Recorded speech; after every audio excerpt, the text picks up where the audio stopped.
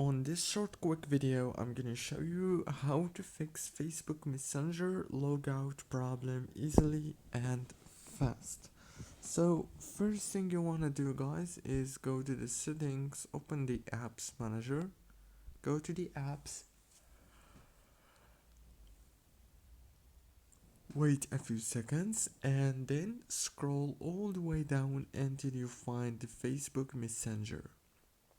Click on Facebook Messenger like this and then click on force stop, and after that click on the storage or the internal storage and click on clear data and click on delete and go back to the settings, click on force stop, and that's it. Very easy and simple.